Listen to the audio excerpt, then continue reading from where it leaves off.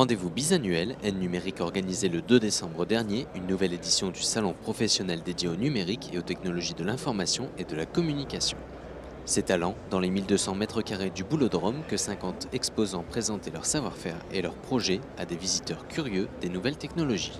BénéficeNet, c'est la troisième édition. Nous sommes aujourd'hui à un événement qui se reproduit tous les 2 ans, qui est un lieu de rassemblement entre les entreprises qui ont des projets et des prestataires dans le domaine du numérique qui sont en capacité de répondre à ce type de projet. La particularité, c'est que cette année, on s'est intéressé à la fibre optique, ce qui n'est pas nécessairement le sujet d'un numérique au départ, puisqu'on est plutôt nous concentrés sur les usages, mais on y a vu une formidable opportunité. Sachant que le département va déployer la fibre optique et a commencé d'ailleurs à le faire et a pour projet et pour ambition d'équiper à 100% le territoire en très haut débit. Nous, on s'est intéressé à tous les usages qui pouvaient donc effectivement être en lien avec l'arrivée du très haut débit.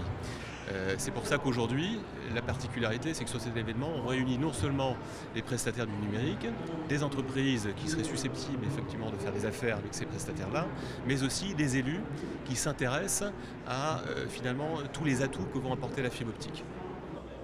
L'usage du numérique d'aujourd'hui et de demain était présenté lors de ce salon, technologie utilisée aujourd'hui dans de nombreux domaines d'activité. On sait qu'aujourd'hui, le numérique a tendance à être transverse, et donc impacte les secteurs, qu'il s'agisse de l'industrie, du monde des services, du commerce bien entendu, mais aussi l'agriculture.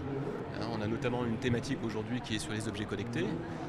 On sait qu'avec les objets connectés, un agriculteur peut être extrêmement efficient dans les prises de décision par rapport aux indications que va leur fournir en fait ce genre d'outils.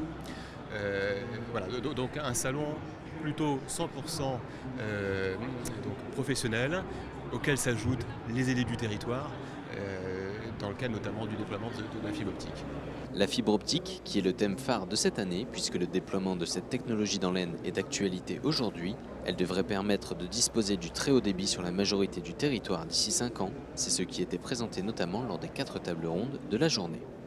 Alors nous maintenant à la partie qui nous intéresse le plus aujourd'hui, la présentation du projet THD.